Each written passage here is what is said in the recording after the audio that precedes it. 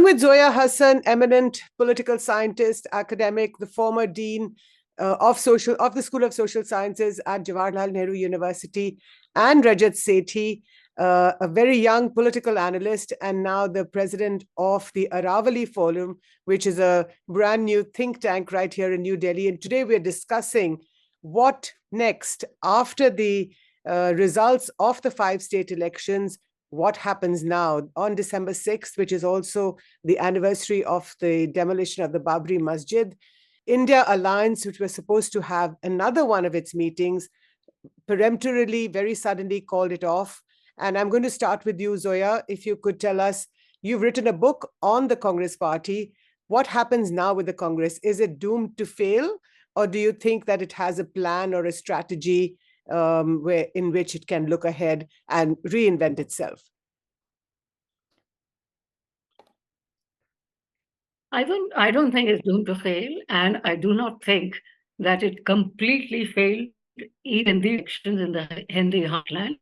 No doubt it has suffered a massive defeat in terms of seats. But if we look at vote share, the Congress has retained its vote share in these 3 states. And if we look at and if we include Telangana, actually the Congress vote share is slightly is a little higher than BJP. But this is no consolation. I think we cannot overstate this point about Congress's retention of its vote share, because the fact of the matter is that we have a first past the post system in which obviously Congress's 42% vote share did not convert into seats. Mm-hmm. So now, what is the future?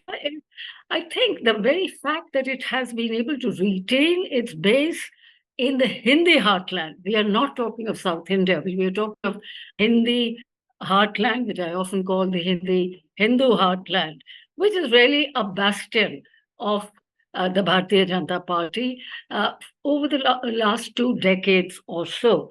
And of course, Uttar Pradesh, which I have worked and written extensively of their political support. What emerges, I think, from this election is it signals a consolidation of Hindu nationalism, and the fact that Hindu nationalism has great resonance in these parts of the country. It does not have the same resonance in South India or perhaps even in Eastern India, except Assam.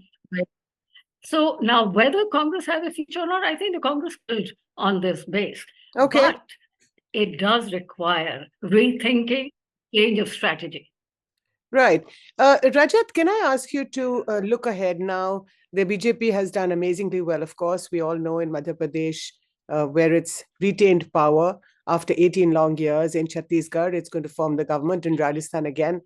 But, 2 days after the polls, we still haven't heard who is going to be the chief minister in any of these 3 states. What's going on?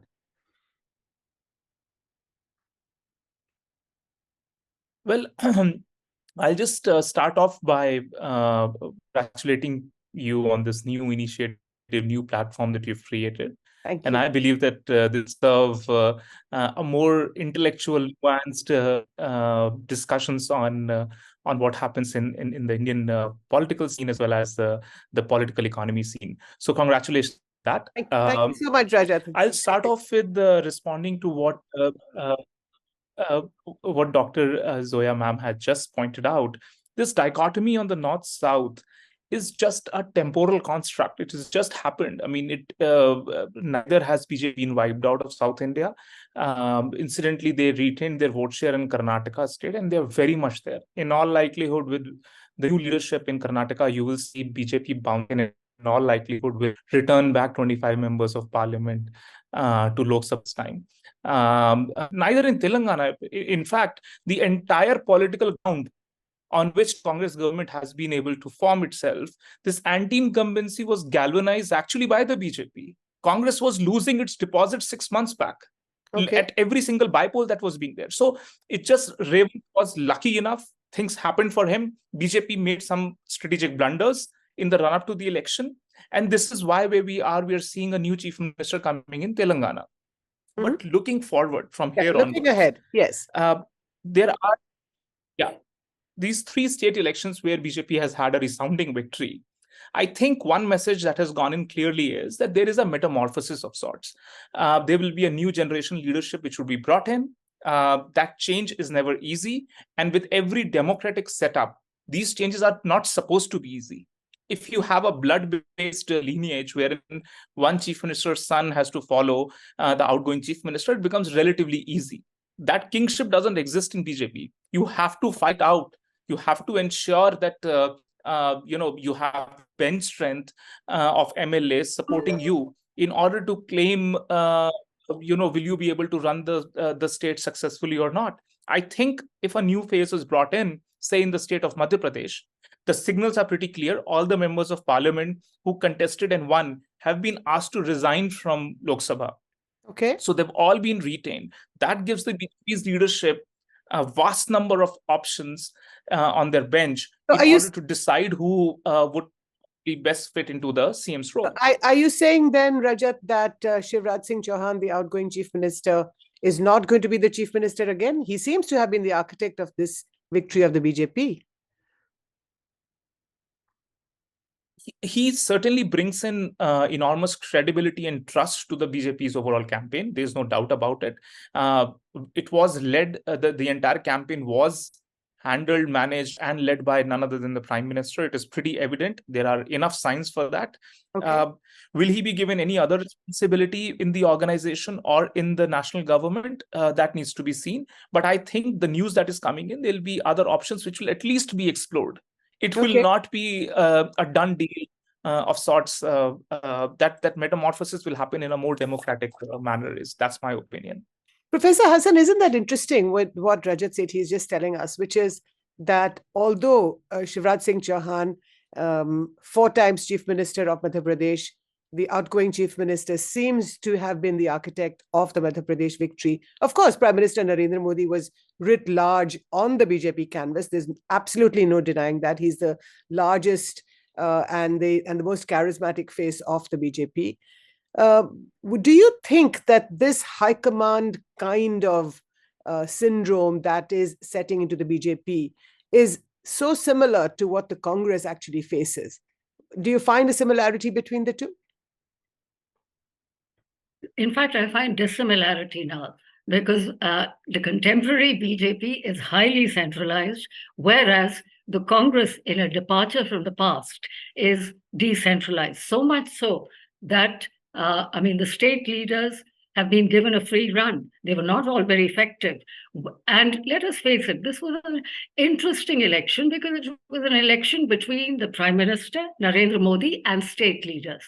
And even state leaders of the Congress who are relatively popular, notably Ashok Gehlot, and also to some extent Bhupesh Singh Baghel, competing against the minister who's undoubtedly, as you said, very popular in North India and Central India. So it was. Now, in a democratic federal system, how fair is it to have state elections which are dominated on the one side by the Prime Minister and on the other side, Professor Hasan, there's nothing. Nothing is fair in love and politics and war. So to say that Prime Minister, I completely agree with you. I agree with you. But no, Jyoti, I agree with you. I completely agree with you. And this is a democratic system. Absolutely. And of course, the democratic system allows that kind of space. But I think we have to note the fact.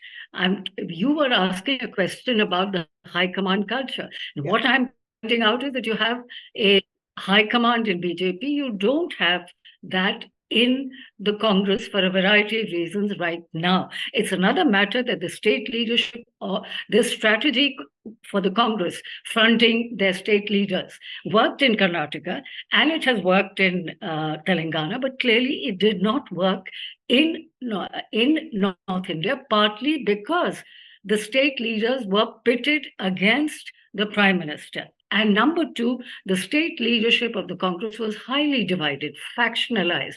They were fighting with each other and attacking each other. Sachin Pilot going on a fast on paper leaks literally 6 months before the elections. Right. Likewise, in Chhattisgarh. Now, of course, a reconciliation was forged by Mallikarjun Kharge, but I think it was a case of too little, too late. And in fact, in my view, one of the biggest banes of the Congress, not now, but for a long time, is factionalism and overweening ambition of leaders who are not really willing to wait their time. I mean, Sachin Pilot could have waited ages on his side. He could have waited, but obviously that was not the case. So I think the Congress story is partly there are external factors which account for their defeat, but equally importantly, there are factors internal to the Congress that Congress has to address and fix. So that's my question to you, Rajat Sethi, which is that if Congress is the biggest opposition party today, although it, of course, we know that in the Lok Sabha, it has barely 51 or 52 seats. The question remains that the India Alliance or the INDIA, the India Alliance, does the BJP feel that this very divided alliance is hardly a match for the BJP, and that it can walk over this alliance with its with the machinery that it has built, the electoral machinery, the juggernaut that it has built, and that 2024 is really a done deal? Post 3rd December, indeed, yes. In fact, resounding yes. I can tell you in states where apparently the India Alliance would have done better. For instance, in Maharashtra, it's in the state of affairs have suddenly overnight changed here. You're seeing that the elected MLAs are repenting that they are still stuck with say the Uddhav Thackeray camp or the Sharad Pawar camp, and why did they not join in the NDA?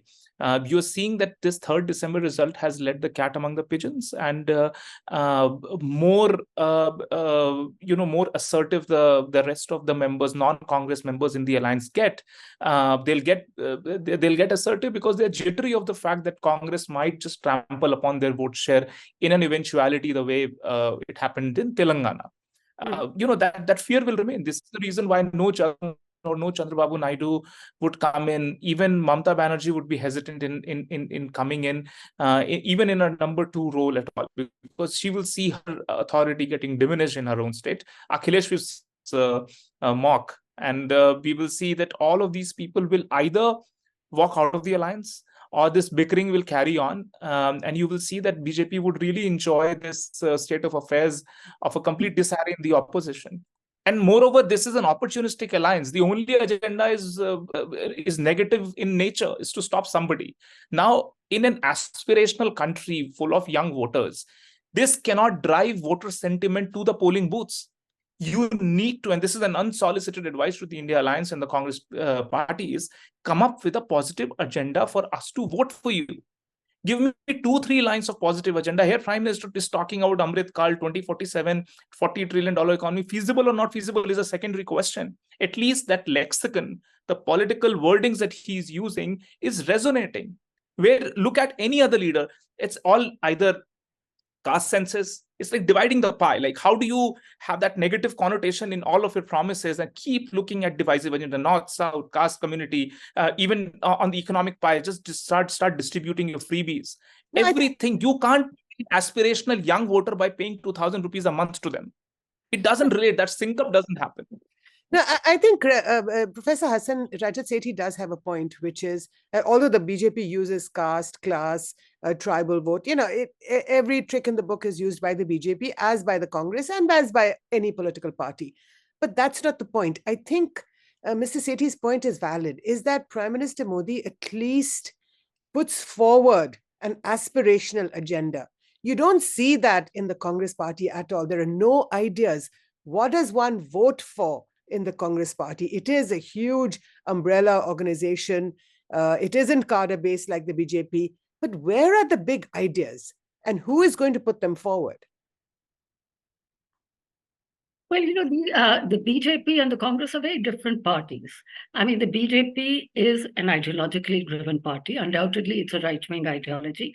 The Congress is a centrist party. It is not known to have a very strong ideology. There is an attempt being made by Rahul Gandhi over the past 4 or 5 years to inject ideology in Congress. But I completely agree with you that the articulation of that ideology is not clear, although it must be said that, for example, in Rajasthan, Congress did have a platform, and that platform was, if you like, social welfare. And let's be fair, the Rajasthan government introduced some very significant schemes, the right to health, Chiranjeevi scheme, then support for gig workers. There was even a suggestion for an employment guarantee scheme, combined with social justice, which is caste-based census, although I have my own reservations about a caste census. But we cannot say, but yes, these are sort of something very concrete. What is the big idea, Professor Hasan? What is the big idea? The Congress has no big idea today. There are no big ideas to counter in our country. No, but Jyoti, if you ask me as a social scientist, what do I think is one of the big issues in this country? It's employment. It's unemployment. Let's face it, over the last several years, unemployment is a big issue. So at any promises employment, not just providing free ration and providing this and that. I think that is a very big idea in our country, and that has been you look at European economies. What are the big ideas? What are the big ideas? What is the big idea in Germany, or what is the big idea in France? Employment is a very big issue. So therefore, I don't think we can just dismiss the idea of giving greater employment. Now, but that said, I completely agree with you, Jyoti, that the Congress has to somehow articulate this in terms of ideology. And employment alone is not enough. But I'm not sure whether saying that there'll be an Amrit Kal years from someone who is years old today, or is, let us say, 40 years old today, and is not employed. I mean, the idea that there'll be Amrit Kal 30 years from now, is that going to attract people to vote for them? Rajat, what's your counter to Professor Hasan? Yeah. So my point is, it has been ruling in good number of states. All right, lot of heartland states, lot of states in the periphery, etc. Where is that alternative economic model? Have you transformed one state to say that, okay, this is how we are going to govern, this is how we will unleash opportunities, this is how we will bring in a whole new sort of investment regimes coming into our state? Where do you look up to Bihar? Do you look up to states of Rajasthan? Where exactly has that employment mill started? Nothing, nowhere. So the problem is, it's not like the BJP has a model state, Rajat. It's not like the BJP has. That's what I'm saying is.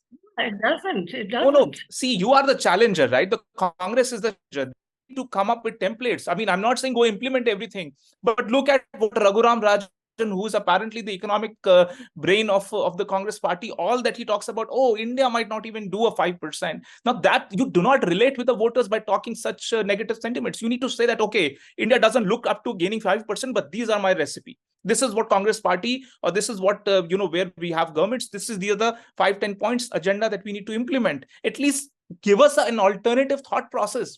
I don't see it. And I can tell you so many other people. I'm right now in Bangalore. I'm meeting a bunch of investors here in technology space. Everybody's like, will Modi remain or not? Otherwise, we are walking out. A lot of prominent market analysts have said that the market will see a correction of 25 to 30% if Prime Minister is not elected. A lot of topmost Congress leaders, when you talk to them one-on-one, is that when it comes to economy, we will have to trust Modi. Even we also are disturbed with the thought, if Modi isn't there, what will happen to the economy? These are some of the very, very senior Congress leaders who are saying this.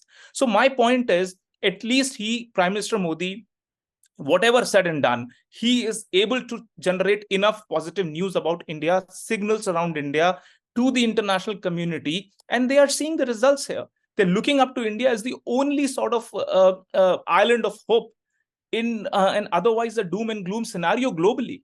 Well, may not be the only island. May not be the only island of understand hope, Rajat.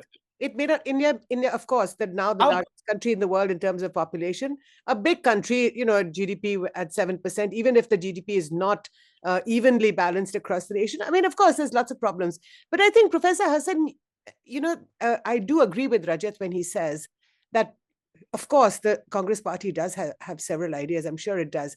But where is the articulation of that idea? When that message doesn't come across to the voter, what am I or what is somebody else supposed to do? Why should you or me or someone else vote for the Congress Party?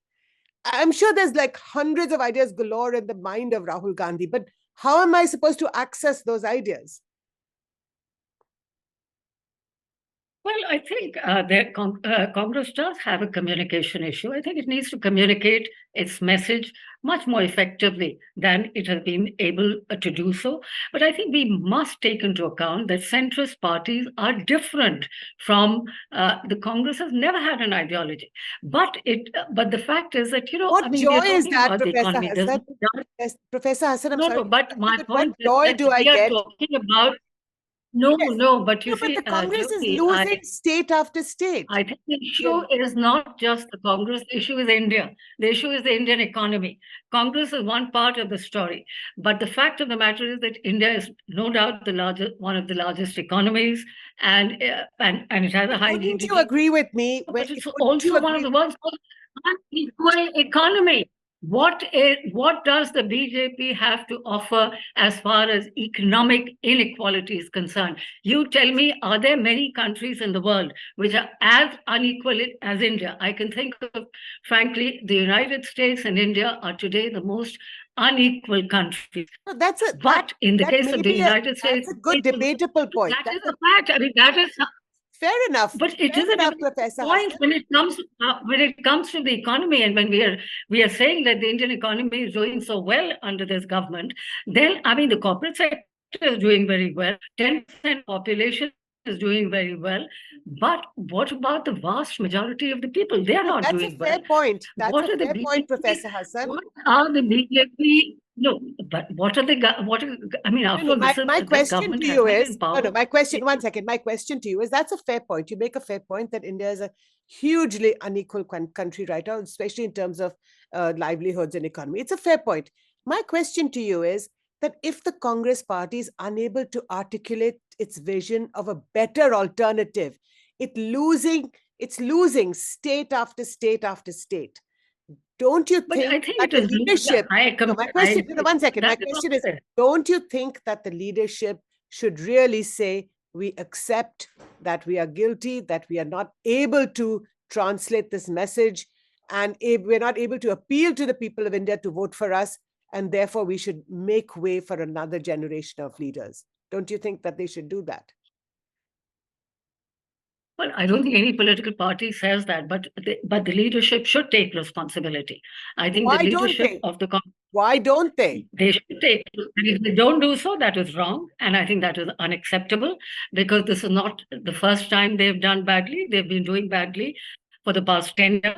So certainly, it's time they took responsibility. It's time they confronted the reality that they're faced with a very powerful party, a very powerful leader, a very popular leader, and a party and a government which obviously has been able to capture the state machinery. It has technology and so on and so forth. So it is. And also it has access to resources. I mean, let's face it. I mean, if you look at money in terms of access to financial resources, it's very clear that electoral bonds, 90% of electoral bonds have gone to the BJP. So it's a very unequal fight too. Let me press you on that point. Let me just press you on that point, Professor Hasan. Sorry. No, I just want to make a point, which is that this is no excuse for Congress's bad performance. I mean, there's no doubt they've lost spectacularly. And I think it's time this was accepted that they are repeatedly losing, and they're doing, and especially in the Hindi heartland. But that said, I think we should also take, and also, let's face it, I think the point you were making earlier, but we didn't get a chance to talk about it, about the divisions in the opposition. You see, I mean, this is a 28-party alliance. And this is not like the NDA alliance where you have one party which is huge, which is the BJP, which has 303 seats, and the rest have 4 or 5 seats each. But here in the India alliance, you have parties which are more or less of equal strength, because as you said, Congress has 51 seats. Let me press you, Professor Hasan. I'm sorry to interrupt, but I really do want to press you. Yeah. You know, the 3 other political parties in the India alliance have talked about the arrogance of the Congress party, of the Congress party's leaders, right? Akhilesh Yadav of the Samajwadi Party notably being one of those. Now, if that is the general impression that people have in the India alliance, don't you think that Rahul Gandhi, who's not the president of the party, and Priyanka Gandhi, who are time and time again put forward as the 2 main leaders, their faces are on every poster in every election, shouldn't they pack up and go home and let other people fight the big idea of the Congress, or the big ideas of the Congress? Well, you know, I'm not into advising parties. I'm into analyzing political parties. So it's not my place. Wouldn't you say, as a political analyst, wouldn't you not say that? As a political analyst, I think in terms of the politics of the party, the ideology of the party, their failures, but who should be their leader is not for me to decide or for the media to decide. Media has been saying this for a very, very long time, and every time the Congress loses, and which is very frequently, no doubt, they're losing all the time. So it's giving an opportunity to everyone to do a post-mortem of the Congress. You have so I think the point about who should be their leader is for them to decide. But at the same time, for such a long time, everybody said, well, the Congress is not able to, it doesn't have party elections. Now they've had party elections and they've elected Mallikarjun Kharge. The BJP has not had internal elections for a very, very long time. How many in the media are prepared to raise this question? I think that's a nomination. That's a really good point, Rajat. Now, that said, I agree with you that even though Mallikarjun Kharge has been elected the leader, but the fact of the matter is that Rahul Gandhi is very important, and it looks like he is calling the shots. He is. I mean, the campaign was pivoting around him in many states. So you're right. I mean, on that. But leadership is definitely an issue. I would be the last to deny that there is a leadership problem. There's a problem, as I think Rajat pointed out, that the second generation, the Congress doesn't really. I mean, for example, when Kamal Nath and Digvijay Singh leave the scene, who's the next leader who can take their place? At least surely in Rajasthan, they do have such a pilot. Again, Rajat, I'm not sure whether. Yeah, Rajat, what's, to Professor Hasan's point, which is that at least the Congress party has held elections. Where are the elections in the BJP? It's, what does one have to talk about elections in Congress party? You ask a common voter, they'll tell you, they'll give you a better response. Mallikarjun Kharge can't even sit on his chair before Rahul Gandhi doesn't take a seat. It is, at least there have been elections. No, I'm telling you. So like that, even BJP has. He's a So no. JP Nadda ji became the unopposed leader. Nobody stood against him. Had there been an election, if people would have stood up, they would have stood up. See, consensus, you can't say that there is no democracy when there is consensus. Consensus approach works well if it is working well. I don't see organizational ailment in the BJP. I see organizational ailments in the Congress party. We were talking about ideas. Today, Jyoti ji, ask your reporters to go out and look at the slogans which are posted outside Congress's headquarters in New Delhi. It is Panauti Con. Is that the idea that you are put in? Not one, hundreds of posters. And usme niche kya likha hai, on the bottom of it is Priyanka Rahul Gandhi Sena. All right, I mean, there would be some, cheerful volunteers of these two individuals, and they're pasting posters of Panauti. They're still, hanging around these negative rhetoric negative campaign. As it looks like as if they are in a state of complete bankruptcy of ideas. My problem with Congress, and therefore my unsolicited advice to the who's who there is, perhaps try it with a positive agenda. When you go to a Cambridge University, you go to a Harvard, you engage with those faculty members, at least try talking positive about my nation. Try for a change. Does it and an experiment, I mean, because you've experimented for the past 10 years and every single experiment has failed. Today, Congress doesn't have even a single successful working model which they will take in 2024 before the people. Caste did not work. This